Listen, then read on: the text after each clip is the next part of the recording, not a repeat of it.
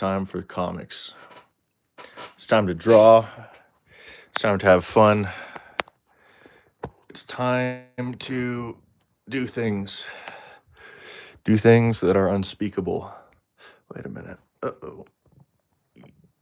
There we go. There we go. There we go. Very nice. Haktua. All right.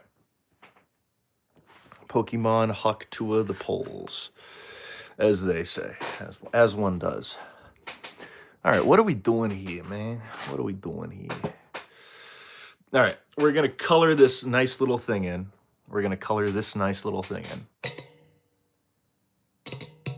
And then we're gonna start drawing some real stuff. We're gonna go into the big leagues with what we're about to draw. First, we got some window dressing. We got to warm up the live stream. We got to warm it up while we wait for the cavalry to come. So. In the interim, let's cook a little bit. What should we draw? What should the magnum opus be? Once I'm done with this comic, what should we do? Should we? Oh, I don't think that's how. Hold on. The thing with drawing spirals, it's always it's always a little. There's always a little dance you got to play when you're drawing spirals. And many times in drawings there are shortcuts, but with spirals, I feel like you can really easily tell any attempt at a shortcut. So you kind of got to go the long way for how you draw spirals. Yeah. But what should we draw? What should we draw, guys? Let's get some ideas. Let's see. Color moment. That's not a drawing idea. We need a drawing idea. What's a drawing idea? Something with gnomes, something with homunculuses, something with I don't know. There's a couple things I'm not allowed to draw.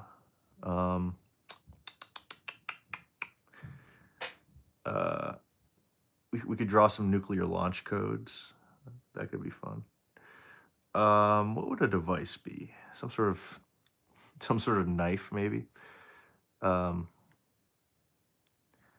would a funny knife be? Like some sort of like chicken knife.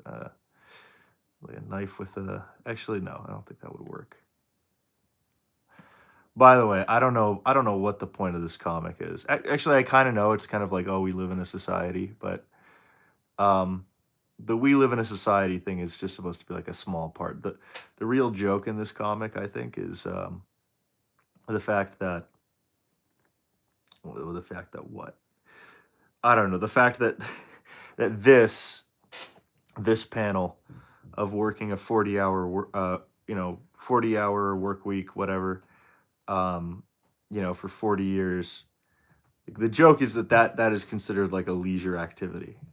Number one, because like typically a hangout lasts like a couple hours, maybe.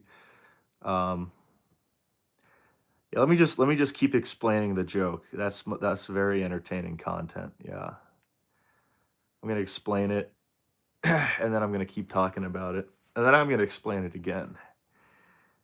And by that time, I feel like once I've explained like my intent and the joke enough, like then people will finally laugh at it.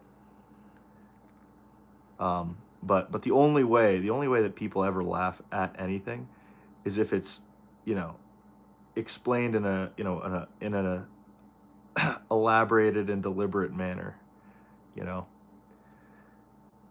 comedy, it's not something spontaneous. You need to be educated on how comedy works. Because if people weren't educated, how would they know when to laugh? How would they know, what emotion to feel, right? You need to rely on the media literacy experts to tell you, what's funny. Um, and by relying on experts, because you can't trust yourself. No one can trust themselves, right? By relying on experts, then you're not only going to be enjoying comedy, you're also going to be educating yourself, and you're going to become a better person because you're more educated. So so anyway, that's why I explain all my jokes. That's why after I post one of my comics, I have like several paragraphs explaining what the joke was and explaining precisely why you should laugh. You know, um, I feel like maybe I should do a stand-up comedy show. And you know how music concerts, they give out pamphlets of what do you call it? Like, these are the songs that we're gonna play, right? We're gonna have this band, and this band is gonna play this song and that song, or maybe they just announce the bands, but sometimes they announce the songs. I should do that at one of my stand-up comedy shows. Just actually, I feel like that would unironically be funny. You bring out a list of like what jokes are going to be said. You educate people on the jokes. Oh shoot! Oh, I messed up this foot. How is this foot supposed to work? It goes over.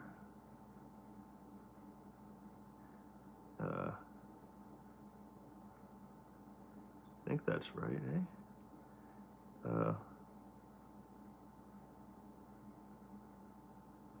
Oh shoot! I don't know. Feet and me do not agree. Um, and if you look, uh, you shall see. Shoot, I don't know. I feel like there was a rhyming beat I needed to hit, and I didn't find the right word. Otherwise, it could have been a somewhat funny limerick. Uh, yeah. All right, let's see here.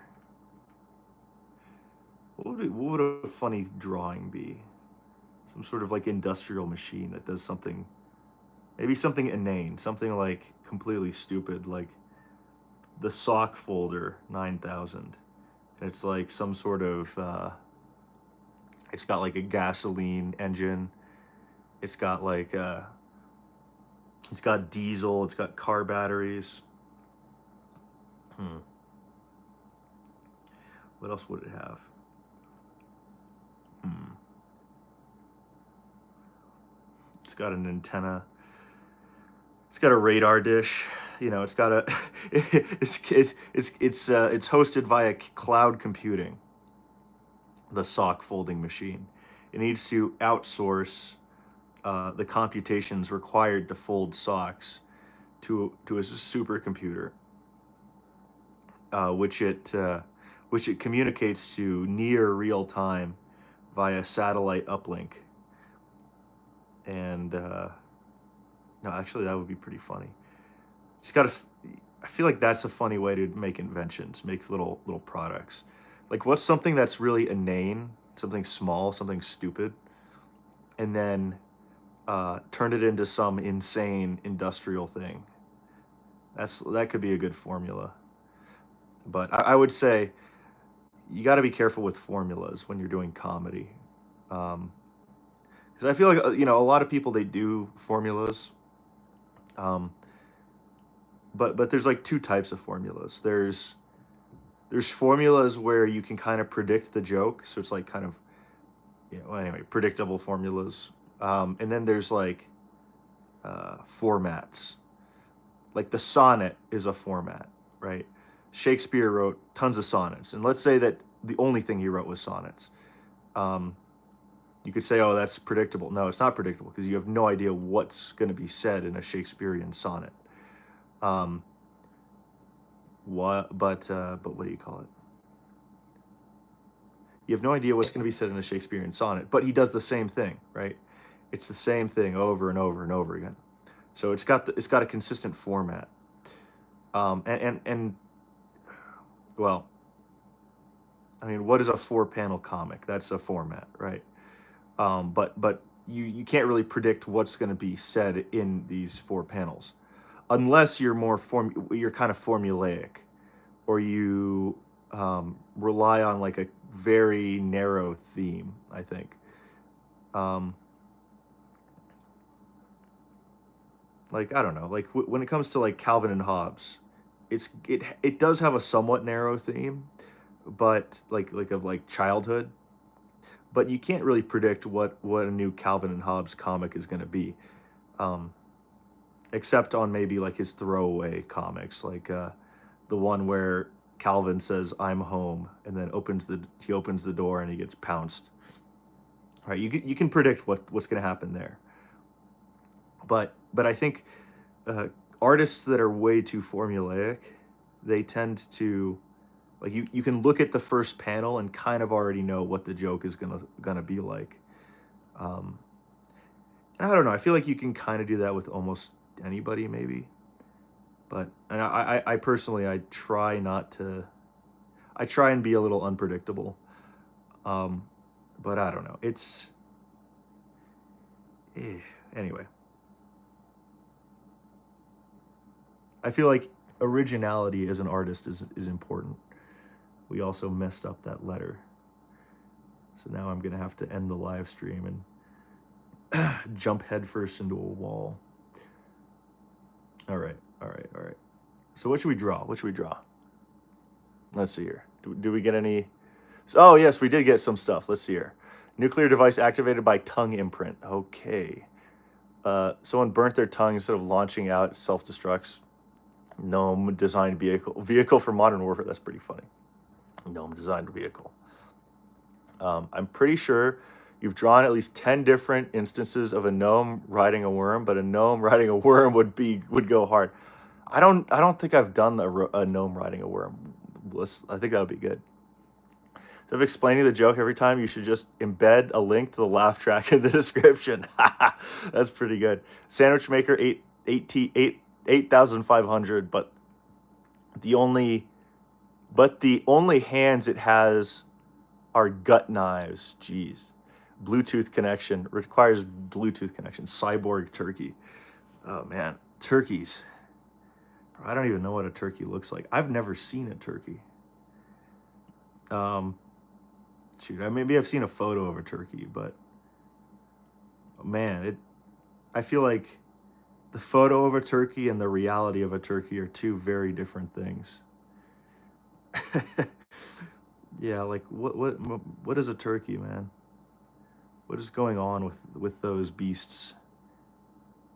Like I don't know, man. They're like it's just this big old fat bird that that's very hard to find. Um, and that's the essence of what a turkey is.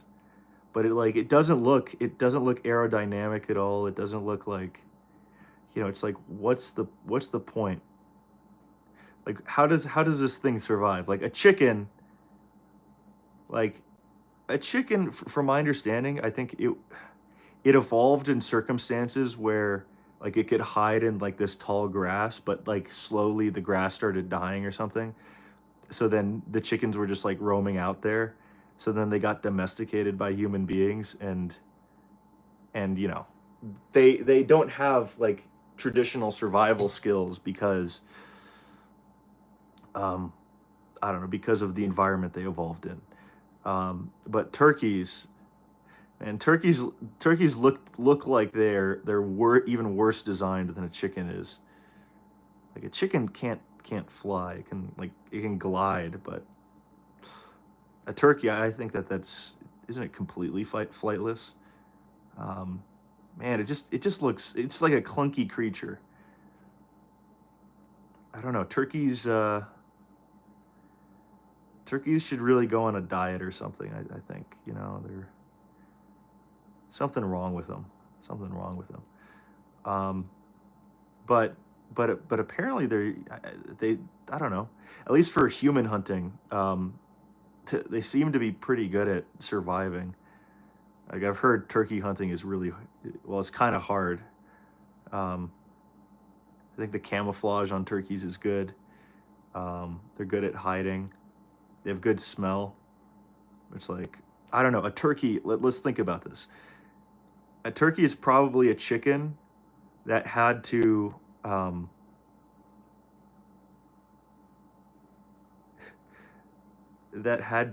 evolve to actually survive in the wild.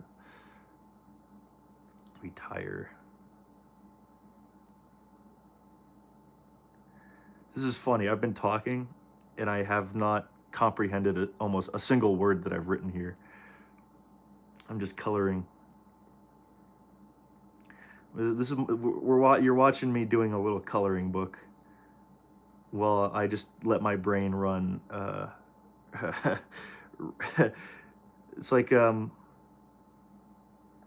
don't know. Like you know when you like have autocorrect, autocorrect, and you can just like click words that the autocorrect thinks are the like the most likely next word. And you know what happens like when you just like keep spamming the next word button.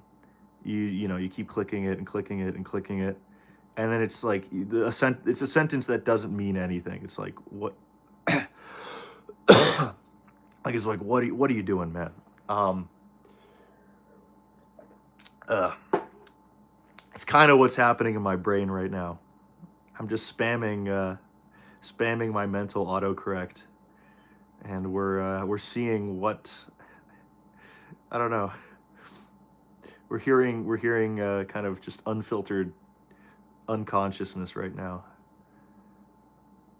I don't know. It's kind of funny how you can kind of do some like insane tasks while barely even being conscious of them. Like like you can kind of enter a hypnotic state if you know if you need to, or not if you need to, just like kind of you just slip into it, like when you're driving or like in other stuff. Maybe you're on a date with somebody and you're just like you just kind of dissociate and you're like, all right, what are we doing here? um, and you know you can kind of go on autopilot. Um, but yeah, it's like it's crazy. You could like drive, and then your subconscious is mainly driving, and you're just like sitting there, and you're like, oh, look at all these pretty shapes that are going by, and you're just like not. You're kind of out to lunch. I don't know where you go when you're out to lunch, but you know you're not exactly there. Um, anyway, and your subconscious, it seems like it can actually do a pretty good job. You know, it's not like you just crash your car. It's like you can kind of trust that it's gonna, excuse me, keep you alive. Um, it's weird how that works. I feel like we need to automate that. We need to automate our subconscious with the Chat GPT so that we can have more predictable results. Oh man, man, Chat GPT, man, it's kind of. I don't know, man. They're dropping the ball. Like they're getting too fat, and they haven't even existed for like a year. Like they're so new on the block. Like Google right now, they suck. You know, their algorithm sucks. Their you know, gosh, their UI sucks, especially on YouTube, especially with like for creators. Like, dude, do you know how hard it is to post a simple reel? Like, man, let me just go into real quick, like the problems with it. Number one, um, you know, I have a bunch of photos and videos on my phone. If I go on Twitter or Instagram, there's a you know an easy folder I can access where it says, you know, I click one button and it like puts me into videos. So the only thing that I'm looking for is videos. YouTube, a application completely designed for you know for video watching, does it have a similar button? You know, does it you know, can I click a button like on Instagram, where the only thing it shows me is videos. You'd think it would be easy, but no. Number one, which is really crazy, YouTube has like is really slow when it comes to like parsing through your library. Um, like you click, what do you call it? You click, if you try and like click different like subfolders, it'll take you, it takes like several seconds. Um, it takes a long time because I feel like it's like trying to load up like all your most recent stuff or something. I don't know. Or maybe it's like sending metadata up to Google HQ or some, I don't even know. Um, but it's way slower than other applications. So if you want to post like if you want to schedule like 20 things, man, it's gonna take you like an hour to do it. Um, but man, I don't know. Like and then the other day, like Google's UI places a mute microphone button right next to like the it's like one of the only buttons on the live stream thing, which is like really insane. It's like why like who wants to mute their microphone on a live stream? Oh yeah, let me mute my microphone um on a on a live presentation where the only reason people are looking at this live stream is to like both see the visuals but also hear kind of words. It's like, yeah, let me mute that. It's like, dude, like it's such a niche thing. Like I can't imagine anybody muting their live stream, but Google for some reason puts it as like thing number 1 or thing number 2, button number 2 of most importance. And it's crazy. The thing that's incredibly insane about all this is YouTube or Google in general, like they have like entire teams dedicated to just like single buttons, right? It takes like an entire like you got to go through an entire process just to push one change, right? So you'd think, oh shoot, we got like a committee of people who are like deciding what every little detail on all Google systems does, right? You know, that should mean that it's smarter, right? That should mean that the app is gonna make more sense. But then you look at how it actually turns out, and it's like YouTube right now, it used to be an incredible app. It used to be like you know everyone used to use YouTube for everything, but now it's like man, it's kind of sucks compared to where it was. So I don't know. It's like why does that happen? Why does that happen? It's because big companies they what do you call it? They get fat, they get too big of a market share, and then they have like just hundreds of thousands of people working for them, which means that, you know, 80% of people do 20% of the work, but at a larger company, I feel like it's even worse. So like most people aren't really doing anything at really large companies, um, and some people are doing like tons of work, which means that there's just tons of inefficiency. There's tons of like I don't know. I mean, you get the picture. Um, but what do you call it? Let's go to the original point. Chat GPT, right? You could say, oh, they're a pretty good company. Eh, the main thing that Chat GPT also has going for it, besides being like one of the big first movers in kind of the large language model space, they're not the first ones, but they are they are kind of ones that made a product that was really powerful. Um, Besides that going for them and the brand name that gave them, and the billions that they got as a result of that, they're also a young company. So Google, it's was it like 20 plus years old. It's a more older stratified company, which means that it's not going to be as visionary. It's not going to be as dynamic and smart. as other smaller companies are. It's not going to be as fast to implement changes, and it's not going to be as aware. It's not going to be as visionary. ChatGPT, just started, right? So you'd expect it to like be able to roll with the punches better. But it's like I feel like it's falling into the same issues as like an old stratified company. And I wonder why. It's very weird. Maybe it's because it got like several $billion way too quickly. That could be an issue. Maybe it's because it's just not led well. Maybe I don't know. Maybe it's because maybe they don't have a big enough team. Maybe they do have too big of a team.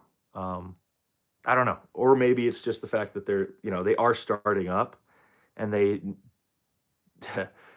trying to deal with like a bunch of different they're trying to solve way too many problems at once, which means that they're going to lose the ability to do some problems really well. I mean, all of those could be the case. But I don't know. It's like I don't know. The conclusion here is maybe that the best AI company might not be the one with the most hype. Chat GPT, it might be the big one for a little bit, but it might go the way of like Yahoo or Bing or whatever, like where it kind of starts, it was big once, or AOL or whatever. It was big once, but it got too big, and a smaller, more dynamic competitor like wipes them out. Um, I feel like that's already happening too, Like and you could argue it already did happen. Like on code. On code, Anthropic beats ChatGPT. Um, in terms of computational efficiency, it seems like DeepSeek really beats ChatGPT on many different um, metrics, but not just DeepSeek. I think there are other Chinese AI that do similar things. Um, but the one thing that ChatGPT has going for them right now, and I feel like it's the only thing, and quite frankly, I think it might be the first of its kind too, is humor. Um, I kind of experimented with humor on many different AI models, and for a while, I was like trying to get something funny out of ChatGPT's older models. I was like, I wanted to see if it could come up with anything funny, and it can't. Its jokes suck. It's like I don't know. It's like some normie comic artist who's making like relatable cat comics. Like, oh, this is awkward. Oh, pizza. Like it really is just horrible, horrible. Um, but then I saw some texts, green text, green Texans, um, made by ChatGPT 4.5, and those were actually pretty funny. Those are actually pretty funny. Um, which I was like, maybe AI can't be humorous, but it's entirely possible that maybe it can. Or maybe it's only humorous in certain dimensions because, well, anyway, but it's just I tested it out a bit, and it's funny, but in like a specific class of humor. I think that I don't think it's like funny in like a visionary sense. Um, you know, like, which is really hard to do. It's really like I'd say Shane Gillis is probably like one of the funnier guys around today. Pretty funny, and it's like I don't think AI could generate um a Shane Gillis joke just because it requires so much like knowledge of the human experience and the subtleties of it, um that like you need to understand subjective experience for you to make like some high level jokes. And AI can kind of spit out, um, you know, it can spit out the sum total of like, millions of tweets which are funny, and it'll seem funny because it has so much training data and it can kind of see the connections, but genuinely new humor, I think that that's always going to be evergreen. um and I don't know, I don't think AI is gonna hit humor in certain, um what do you call it, like certain dimensions of humor, which is interesting. But that being said, um, ChatGPT 4.5 is kind of funny. It can be funny in some regards, which is strange. Um, ChatGPT is gonna take my job. Oh no! It's like no, no, no. I feel, eh. Is AI gonna take your job? Is AI gonna take my job? I don't I don't think so. Is well, maybe. Well, maybe, honestly. Maybe. Actually, let's game theory this out because this is going to be interesting. The only humor AI will ever master is the humor that comes from attempting to be humorous and falling flat. That's ChatGPT 4 and you know, O1 and all that. They suck at it. They suck at humor. But 4.5, it's not bad. Didn't you used to be a med student? That would be funny. No, I wasn't a med student. I was a engineering student. Brain on autopilot. Goosnav annual paint by numbers stream. Oh, that's funny. Um, they got that screwed up looking thing on their neck. Here in Hawaii, the wild chickens are a menace. They will hop on your car and scratch them up. Dang, we got a Hawaiian in here. That's cool. Turkeys are hella fast. Yeah, it's bizarre. Ch- Turkeys are like chicken if there was an Estonian Cold War POW for 25 years. That's funny. All right, let's see here. What are we gonna draw? What are we gonna draw? Nuclear device activated by tongue imprint. Someone tongue burns. Gnome designed vehicle for modern warfare. Okay, gnome designed vehicle for modern warfare. Uh, oh, this is gonna be a good one. This is gonna be a good one. We're drawing a gnome designed vehicle. So the way I'm thinking of this is it's gonna be like a hollowed out log.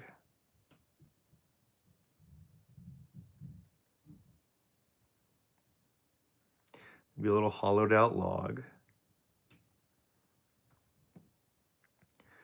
And we're this is kind of getting into like Clash of Clans territory. The Clash of Clans aesthetic. So I'm gonna try and make it not make it like Clash of Clans, because Clash of Clans is like, what if we had like this like kind of magic Celtic Nordic, technology that was also like primitive, but it's also advanced at the same time. That's kind of the aesthetic of Clash of Clans. So we gotta make sure we aren't too much like that. Um,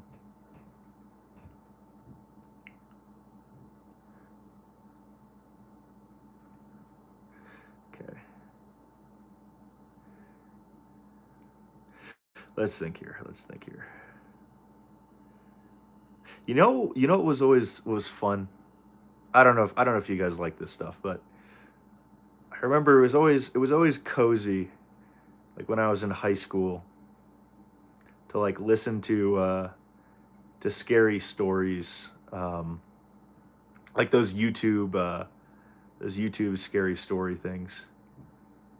Like, those were always fun to listen to, don't you guys think? Um, I don't know though. I don't know. I haven't really listened to them in a long time. I think I might have tried listening to one recently, but it was like very, I don't know. It just didn't. It wasn't the same. It didn't hit. Maybe it's because AI has like muddied the waters. I don't know, or maybe because those types of videos only appeal to, I don't know, people who are younger. Perhaps, I don't know. But there is something like primal. There's something primal and pure about like sitting around a campfire and listening to campfire stories. You know, I feel like that's what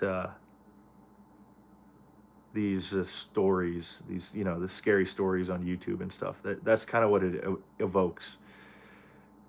And like, why is that? Why does a scary campfire story, you know, shouldn't that make you feel like heightened cortisol? Isn't cortisol the stress hormone? I don't know. Shouldn't it make you feel like heightened stress and like, you know, wouldn't it actually be bad for you? Um, and I don't think so. And why is that? Why is this stuff not bad for you? Why isn't it? Why do we actively seek out scary stories? And it's not because, oh, I want to be scared. Because maybe there's other ways of scaring yourself. I don't know. Uh, well, and but then again, I think people do actively look to scare themselves in many different ways. So, scaring ourselves is a part of the human experience, I think. But I think scary stories are a little different.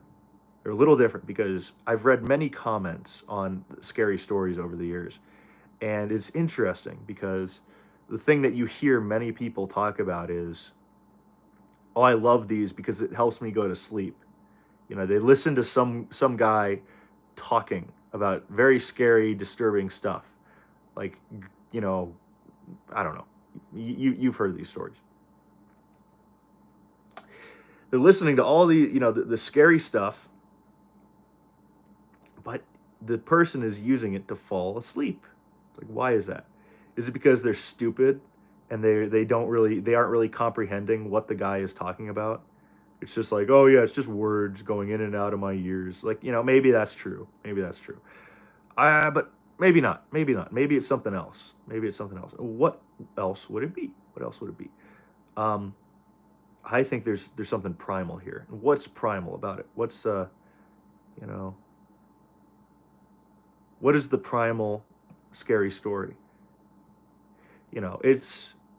It's people telling stories about a campfire, around a campfire, and imagine you're like 100,000 years ago, when there's like giant saber-toothed tigers and like crazy wild animals that'll like, where it's not like, oh, you know what, I'll be okay. Oh, I don't need to worry about like monsters. It's like, no, there are monsters literally everywhere. There are monsters that are gonna like kill you. It's like really, I feel like it must have been like genuinely terrifying to live in those times. Like a giant sloth is gonna try and kill you. Um, oh, this is kind of funny. I like this. I like this. Look at this. Um, okay, there's a giant sloth that's about to kill you, and blah blah blah. Maybe not about to kill you, but it threatens you. It's lurking, and you and your tribe. It's nighttime, and you're sitting around a fire, and you're eating food. Right? You're eating some dead pigeon you guys killed or something with your little bolo or something. Um, you know, shouldn't you be trying to like relax so you can go to sleep? You know, but you don't. You tell scary stories. Why do you tell scary stories? You tell scary stories to try and understand what the threats are out there, right? And it's like, what other stories would you be telling, right? You'd be telling the story of the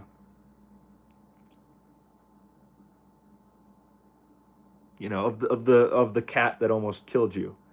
You'd be telling the story of the scary encounter you had. You wouldn't be telling some random story about like, well, I went to the makeup store and blah. It just, you'd be telling scary stories. Um, but why is that relaxing? Why is that a relaxing thing? It's because I think it's because um,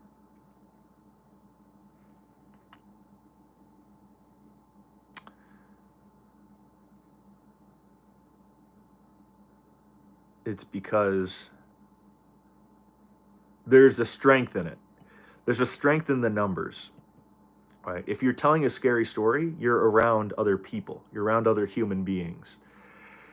And what you're basically saying is there's a lot of us, and there's a couple threats, but we're still alive, and we're going to tell these stories, and we're going to help each other learn to know what the threats are out there, so that if we ever encounter them, we'll be better off. Like the implicit kind of background of a scary story is we're all here because we lived to tell the tale. um, and otherwise you wouldn't be telling scary stories with like a group. You'd be alone, kind of fearing for your life. So I think maybe that's why people fall asleep to scary stories, because it gives a sense of kind of the strength in numbers. It gives a sense of if I'm hearing a story, things must be okay. It's like there's a psychological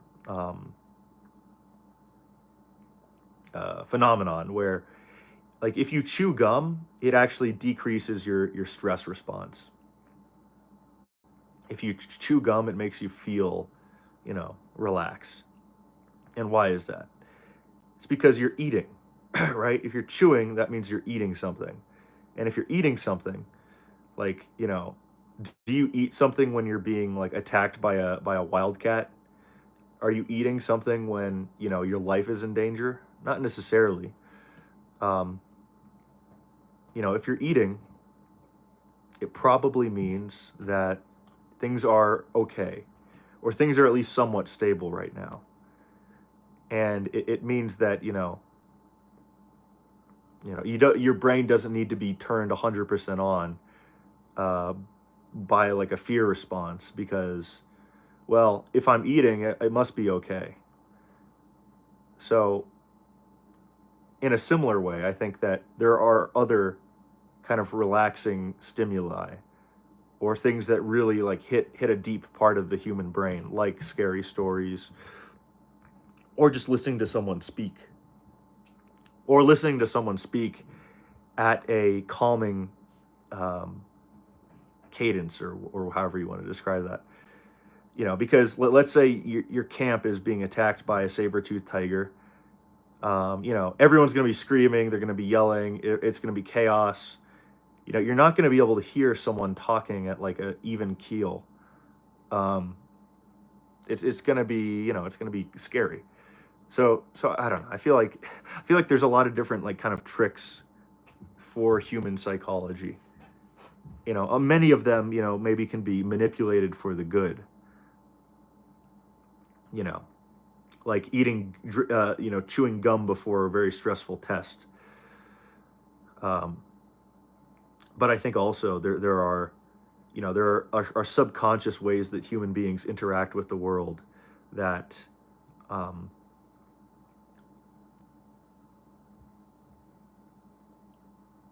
well, that are obviously really bad for us. Like the normal way that I think it's normal for people to try and conserve as much energy as they can. You know, I got to use as little energy as possible because let's say you were just like you were running and jumping around, like you just jumped and ran around and ran around and ran around, and you were screaming and hooping and hollering and whatever, 24 hours a day or whatever, and you're in more ancient prehistoric times, so food is probably a little more scarce, or maybe it isn't, but maybe you're in like agricultural times where you know you don't know if the harvest is going to be good. You don't know if you're going to be able to make enough food to feed your family. And you probably aren't even you don't have enough food in your system to even grow to your full height. Everyone's starving at some level. That's the norm for human history. And if you're in that environment, you know, is the norm to be like super overly energetic and use as much energy as possible all the time? No, no. The norm is going to be to use very limited amounts of energy, only when necessary. And whenever you have the chance to eat food, you eat a lot of it. You eat a ton.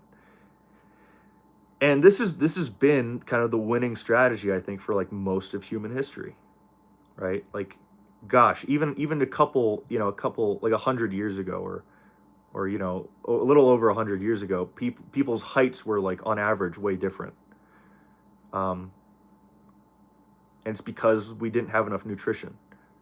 Um, so I think the problem is that if you have that innate kind of unconscious drive in human beings to not spend energy, to not be generous with your energy, then what happens? You have people just getting super fat everywhere, which is what we see.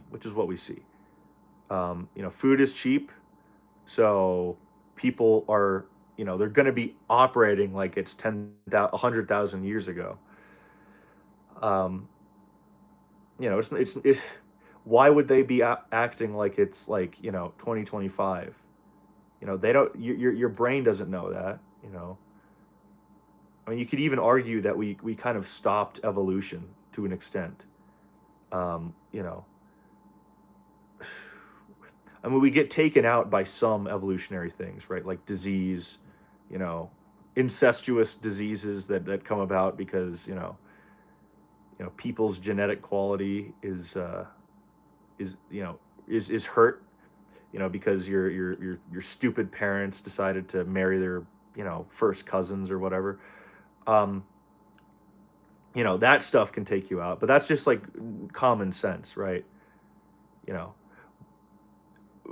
but for the most part, like genetically, um, I feel like evolution it's kind of stalled in human beings, and I think but it's like, oh well, no, it's not true. Evolution is always happening.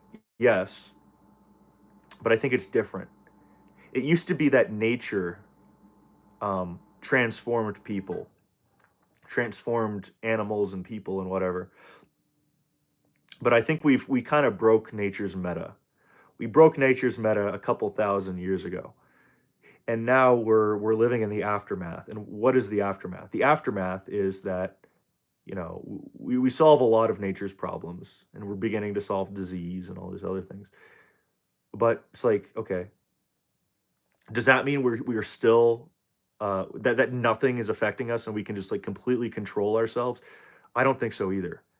I think there's a new something new has control, and I think it's both society, you know, our communities now control our evolution, but it's also the state. And you could think that that's like a terrible thing to say. Oh my gosh, oh my gosh. Like, I'm not supporting eugenics, but I am saying that any law that the state passes, anything that the state decides to do, does affect human evolution at some level. Um, like if you have a civil service exam where you basically set someone else up for life, if they pass your exam, that basically is an intelligence test, right? Like, can you study all these ancient poems and memorize them? Can you do math very well? Can you do this? Can you do that? You know, you're selecting for something because the people who pass the exam, they probably are going to have way more kids. And the people who don't pass the exam are going to be, poor peasant farmers, and they're not going to really have much. And it's going to be harder for them to support many kids because it's just, way more expensive and they don't have the money. And I think that's where, for the last several thousand years, that's kind of where humanity has been going. Um, Instead of being controlled by nature, by natural forces, we're now controlled by human made systems or kind of runaway human organizations like the community, which end up shaping what we look like, how we act, all these different kind of meta parameters that define the human being. which is why I think it's super important that human beings, that our governments are sane. You know, if we have a government that just, like, goes completely insane and just starts doing the stupidest laws imaginable, it's not just affecting our own livelihood. It's not affecting, "Oh, the economy, it's doing bad." It's like, no, that doesn't matter. What's the effect gonna be, like, 1,000 years from now, given these laws? You know, how is this going to push humanity forward? Like, is it going to, like, hurt us, or is it going to help us? Um, and I think that, like, if you're not worrying about, like, third order consequences of your effect of what you do, which, quite frankly, the West hasn't cared about. The West does not care about its third order consequences. Um, then like, it might, maybe it's not even, evolution that you're affecting. You know, you could be affecting other things that you have no idea about, like, greenhouse gases or this or that. It's like, I don't know. I don't know. We need definitely in the 21st century and beyond. I feel like we need some advancements in governance and how all this stuff works. Um, because I feel like the 20th century, has shown us that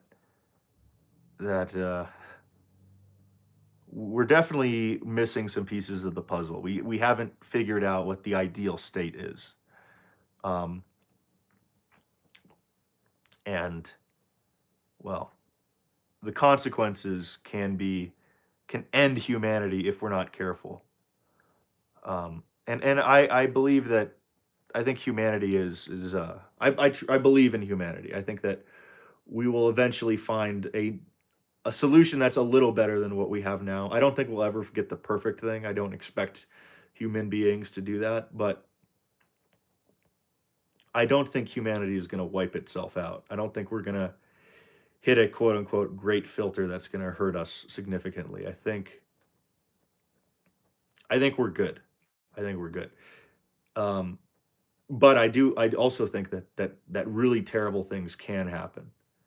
And it's also the case that the average leader of a society tends to be really mediocre and stupid. Um, like, to expect that your governmental leaders have your best interest in mind is insanity.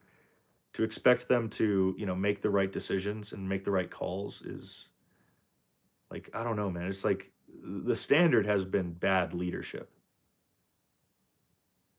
Um,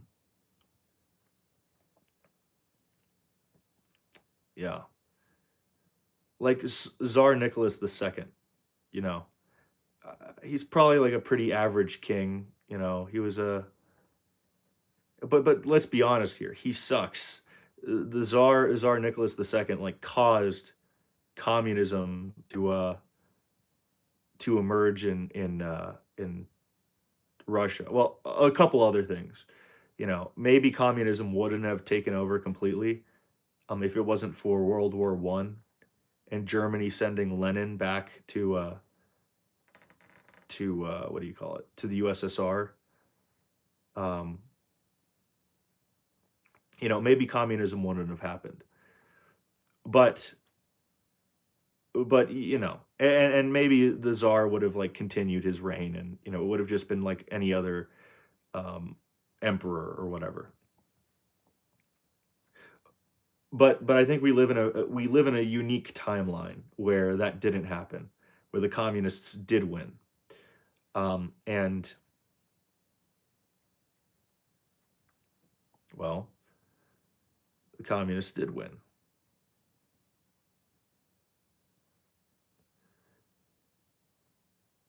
and because of that, like, we think, I think the logical conclusion is that the czar was, like, an exceptionally bad leader, which he was. He was a bad leader. Um, he was also, like, he was a standard leader too. And the thing is, like, if you're standard bad leaders, they worked in the past. You could have some stupid leader, leading your country, and it would eventually work out because the other side had stupid leaders, and and the technology was relatively, the same, and it wasn't horrible. It was terrible, but it wasn't like civilization ending. But what we learned today, you know, given the advent of like the scientific method of advanced engineering, is that if you have the wrong leader, especially in light of like postmodern thought, which is basically like pagan thought, like a synthesis of atheism, paganism, and Christianity. That's what kind of communist postmodernism is. Kind of in this weird new world with technology and all this other stuff. You can't rely on old European power systems and like, oh, you know what, the leaders will solve it. It's like we need something new, I think. And I don't know. The answer isn't like fascism. It's not like more liberalism. It's not. I feel like we haven't really determined what the best course of action is. But then again, maybe the problems we see today aren't entirely. Hmm,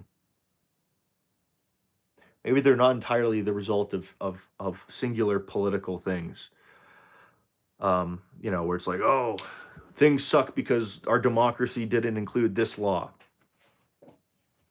Maybe it's just because of the intent of the current ruling class.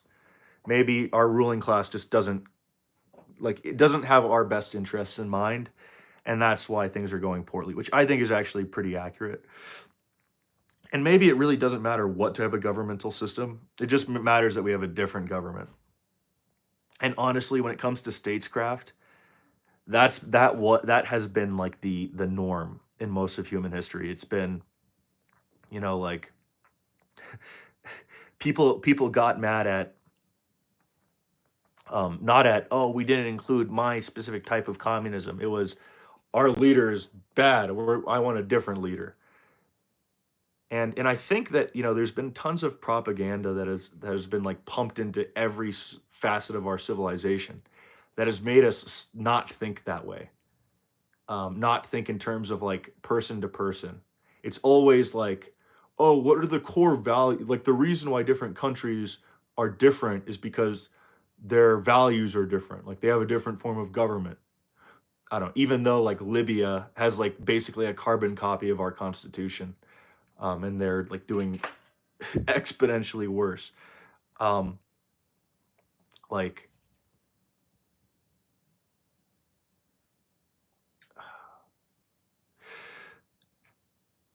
there's a lot of like weird programming that I think we can see today in like many forms of media, like where the protagonist has a chance to like stop the villain, and he's completely justified. Like let's say he's like about to shoot the villain in self-defense, but then he says, "No, I can't do it.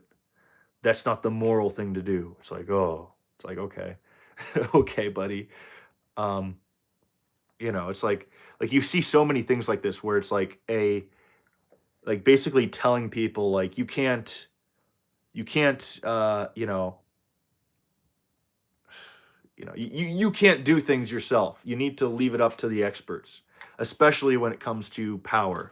You know, it's bad to seek power. It's bad to, do things that utilize power.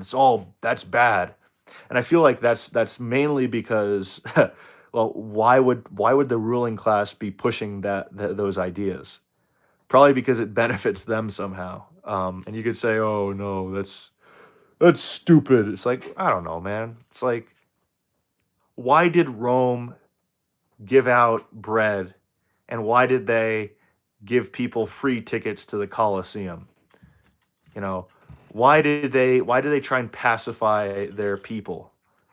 It's because they didn't want a huge revolt. They wanted everyone to stand in line. They wanted people to, be a part of the system.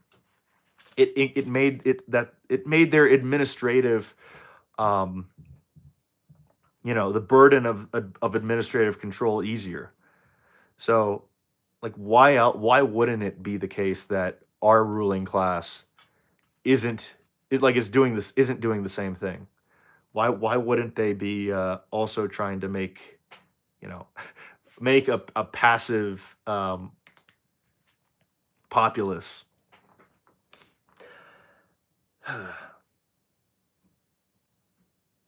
Anyway, anyway, anyway. Like, it's and so the final thesis is maybe the solution isn't some weird new form of government. Maybe it's just deposing the people who currently rule. And you could say, "Oh, that's evil." It's like, and I'm not advocating for anything illegal. I'm not advocating for anything illegal. All I'm saying is, well, um, I don't know. Maybe we should vote them out. Maybe we should vote the people who are doing this stuff out. We should vote. You should vote. You can save democracy by voting. All right. I think that's about it.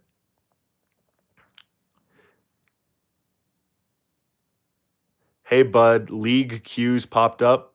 Popped. What's league cues? I don't know who league cues is. Thanks for enjoyable. I appreciate it. Thank you. I like the same feeling where soldiers miss war or sailors miss the ocean. Telling stories, grid mark settings, something horrid because sense of differentiation. Junji Ito, creator of the smiling emoji. Interesting. Thrill of the kill. Yeah, just getting the rush of adrenaline, horror games. Slenderman was like shit in 2011. Perhaps seeing people die gives dopamine. That's crazy. That's wild. Experiencing scary stuff in a controlled environment can help you control your scared levels IRL. Yes. You still have to go to bed. Enjoy the rest of your stream. All right, see ya. I guess people are into pain and they want to see others. Maybe I don't know. All right, I think that's it. It's been a good one. I've enjoyed our time together, and we'll do another live stream at some point in the hopefully near future. All right, peace out, guys. See ya.